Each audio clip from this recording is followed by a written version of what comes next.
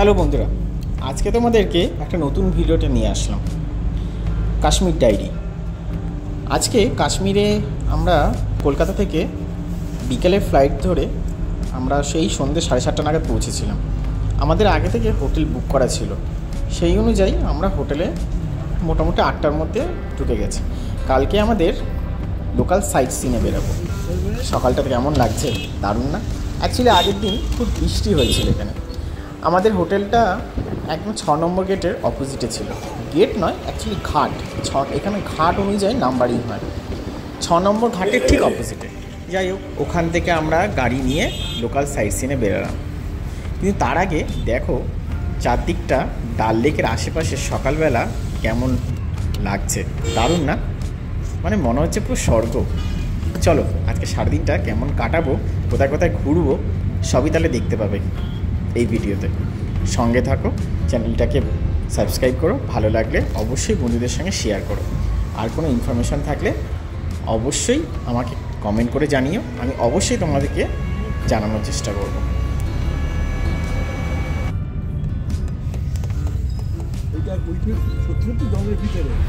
এইবার বলি, আমাদের প্লেনের ভাড়া লেগেছিল 8,500 করে। এই প্রথম মা বাবাকে নিয়ে আমি শ্রীনগরে আসলাম, মানে কাশ্মীর দেখতে। প্রথমে ভেবেছিলাম তাদেরকে নিয়ে এই ঠান্ডার মধ্যে আনা যাবে না, কিন্তু পরে বলবো যে এই ঠান্ডার মধ্যে কেন, আমি সোনমার্গ এবং গুলমার্গ সেখানেও আমি গেছি এই বয়স্ক লোকগুলোকে নিয়ে। এখানে প্রথমে গাড়ি ভাড়াতে আসি। গাড়ি ভাড়া আমাদের একদিনের জন্য নিয়েছিল 2200 টাকা। এক একটা গাড়ি আর সিজন অনুযায়ী আপ ডাউন হয়। তো গাড়ি আমাদের প্রথমেই নিয়ে গেছিলো শঙ্করাচার্য টেম্পেলে। রাস্তাটা দারুণ ছিল। ডাল লেক থেকে আস্তে করে ডান দিকে ঘুরেই এই শঙ্করাচার্য টেম্পেল। অনেকটা বড় রাস্তা, অনেকটা বড় সিঁড়ি ধাপ কেটে কেটে যেতে হয়েছিল, খুবই কষ্ট হয়েছিল যেতে। যাই হোক, মন্দিরে অনেক কষ্ট সাধ্য করে গেটের সামনে এসে পৌঁছেছিলাম। চলো এবার মন্দিরটা তাহলে দেখাই। এই হচ্ছে শঙ্করাচার্য মন্দির। মন্দিরের বাইরেটা খুবই সুন্দর। মন্দিরটার ভেতরে ভিডিও করতে দেয়নি, যাই হোক ভেতরে আর ভিডিও করিনি, কিন্তু বাইরেটা অসাধারণ। এতটা রাস্তা পথ পেরিয়ে উপরে ওঠার পর উপর থেকে ডাল লেকটা দেখতে দারুণ লেগেছিল। দারুণ মানে দারুণ। আমরা ফেব্রুয়ারি মাসের 10-12 তারিখ গেছিলাম। বাইরেটা প্রচণ্ড ঠান্ডা ছিল, তাই একটু হাতটা গরম করে নিয়েছিলাম। যাই হোক, সেটা দেখার পর বেরিয়ে গেছিলাম আমাদের পরের ডেস্টিনেশনে। ডাল লেকটা দেখো, ডাল লেক যতবারই ডাল লেকের পাশ থেকে যাই না কেন দারুণ লাগছিল। কিন্তু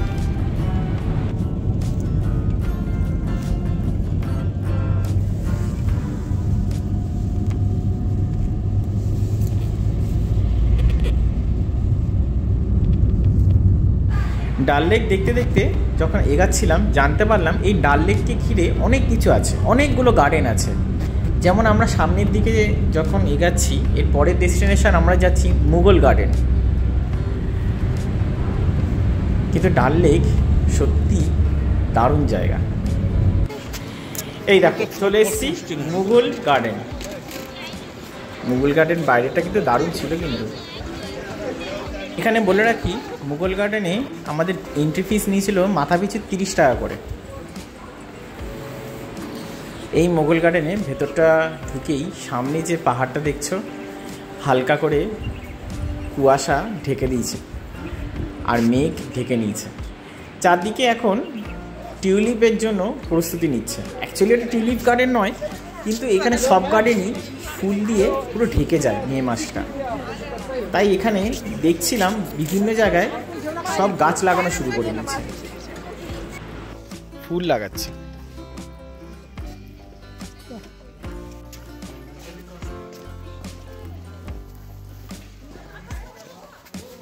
এই জলটাকে এখানকার লোকেরা হোলি ওয়াটার বলে। ওরা নাকি বলে যে এই জলটা নাকি খেলে ওদের নাকি সব অসুখ বিসুখ ঠিক হয়ে যায়। জানি না সত্যি মিথ্যে। যাই হোক, আমরা এই দেখতে দেখতে পরের একটা গার্ডেনে আবার চলে এসেছিলাম। সত্যি বলতে এই শীতের সময় একটা গার্ডেনও তোমাদের ভালো লাগবে না, কারণ সব গার্ডেনই পাতা শুকিয়ে গেছে, কিন্তু তোমরা যদি মে মাসের দিকে যাও, যখন টিউলিপ ফেস্টিভ্যালটা হয়, সেই সময় কিন্তু গার্ডেনগুলো পুরো রঙিন থাকে, চারদিকে নাকি খুব সুন্দর দেখতে লাগে। তাই জন্যই বলা হয় কাশ্মীরে নাকি দুবার আসতে হয়, একটা শীতকাল আর একটা গরমের সময়। এইটা হচ্ছে একটা গার্ডেন।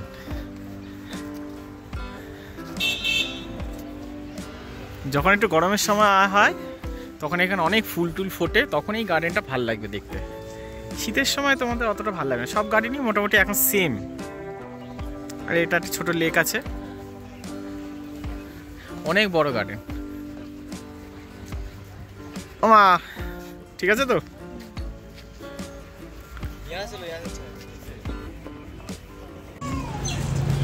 গার্ডেন দেখে আসার পর বাইরের দিকে ওদের কাশ্মীরি ফুচকা ছিল, ফুচকাগুলো খুবই মুচমুচে ছিল, জলটা দারুণ ছিল, ছোট ছোট ফুচকা, তাই একটু খেয়ে নিলাম।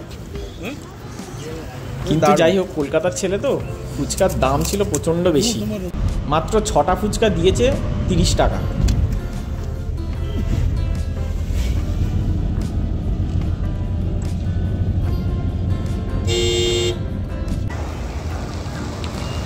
ফুচকা খাওয়ার পর চলে আসলাম মোগল গার্ডেন মিশাতে। এটাও একটা গার্ডেন।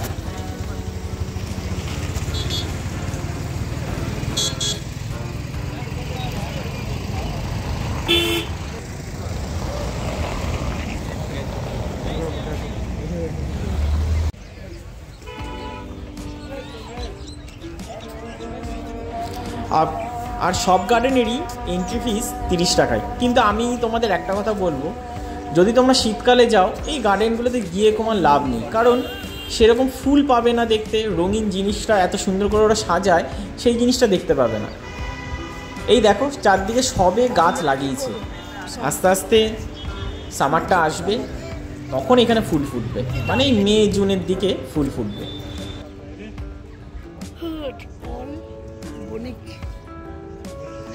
হ্যাঁ, এখান থেকে ওই শিকারাগুলো ছাড়ে না সব,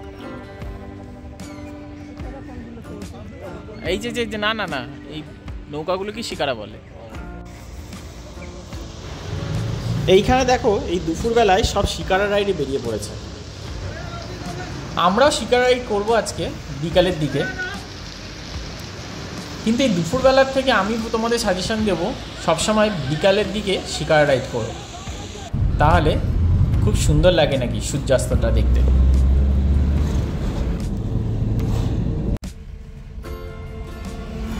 এখানে একটা কথা বলে রাখি, শ্রীনগরে আসলে লোকাল সাইট সিন করলে অবশ্যই হাতে একটু সময় নিয়ে বেরো কিন্তু, কারণ এখানে কিন্তু এই আর্মিদের যদি কনভয় বেরায় তাহলে কিন্তু সব গাড়ি কিন্তু দাঁড়িয়ে যাবে মোটামুটি 10 মিনিটের জন্য, সেটা ভেবে কিন্তু তোমরা এসো। এরপর আমরা গেছিলাম কেশর, যেটা একমাত্র সারা ভারতের শ্রীনগরেই একমাত্র এই পুরো জায়গাটা জুড়ে কেশর চাষ হয়। বছরে একমাত্র 1 মাসেই এখানে কেশর চাষ হয়, নভেম্বরে 11 তারিখ থেকে ডিসেম্বরে নাকি 11 তারিখ অবধি নাকি এখানে চাষ হয়।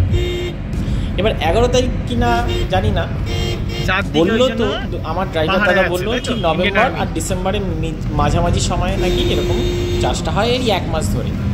আর এই আমরা এখন চলে এসেছি কেশরের দোকান, পরপর শাড়ি দিয়ে সব দোকান, এখানে শুধু কেশর আর কেশর।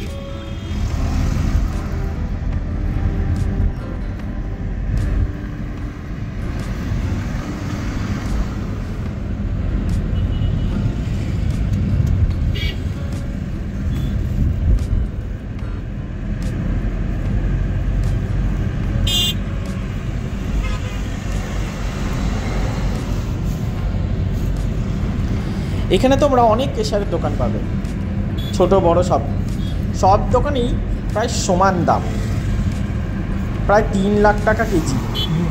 এখানে 1 গ্রাম থেকে শুরু করে 1 কেজি সবই পাওয়া যাবে। আমি এই নূর মোহাম্মদ ভাট বলে একটা দোকানে গেছিলাম, দোকানটা ভালোই, এদের 3-4টে আউটলেট আছে এই পুরো কেশরের এই জায়গাটায়। আমরাও বাড়ির জন্য 2-3টে কেশর আর কিছু ড্রাই ফ্রুটস কিনেছিলাম।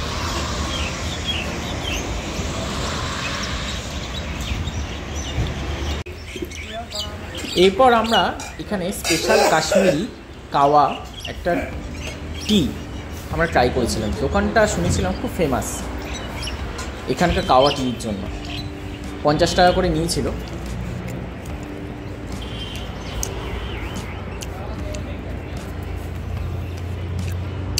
এর সঙ্গে দেখা কাওয়া দারুণ খেতে। এই কাওয়া তোমরা সব জায়গায় পাবে, আমার জায়গায় আছে, সব জায়গায় পাবে। কিন্তু নূর মোহাম্মদ ভাটের এই দোকানটার পাশে এই কাওয়াটা খেয়ে দেখো, দারুণ খেতে। আর এর সঙ্গে এই নোনতা শেরমানা কি বললো বেশ নামটা, এটা চুবিয়ে ওরা দিল 50 টাকা করে। এইটা আর এটা একসঙ্গে মিশিয়ে অসাধারণ লাগছে। একটু নোনতা আর এটা একটু মধু টধু দিয়েছে, মিষ্টি লাগছে, দারুণ। চা খাওয়ার পর এরপরে বেশ অনেকগুলো গার্ডেন ছিল। সব কটা গার্ডেনই ওই একই অবস্থা, ফুল কোথাও ফোটেনি, যার ফলে আর গার্ডেনে সময় না কাটিয়ে চলে আসলাম ডাল লেকে শিকারা রাইড করতে। ডাল লেকটা বাজারটা পুরোটাই ঘুরে দেখলাম, দারুণ ছিল। কিন্তু প্রায় 2 থেকে 3 ঘন্টা সময় কাটালাম। আর ডাল লেকের আমাদের পুরো জায়গাটা ঘোরাতে টাকা নিয়েছিল ওই 1500 টাকা মতো।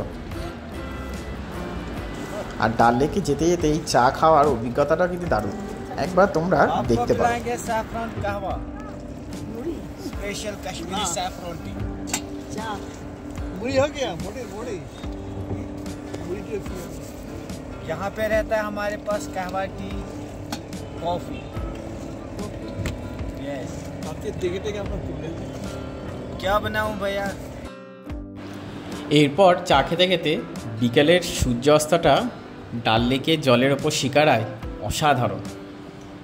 এ তোমরা না দেখলে, সামনে না দেখলে কখনোই বুঝবে না।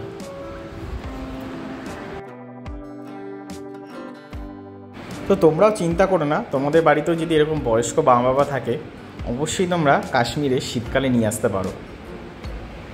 কাশ্মীরটা একবার তাদেরকে ঘুরিয়ে দেখাতে পারো। এর পরের দিন আমরা সোনমার্গ এবং তার পরের দিন গুলমার্গ এবং আমরা পেহেলগামও গেছিলাম। ভিডিওটা দেখতে থেকো, চ্যানেলটাকে সাবস্ক্রাইব, লাইক আর শেয়ার করে দিও। আজকে তাহলে টাটা, দেখা হচ্ছে নেক্সট ভিডিওতে।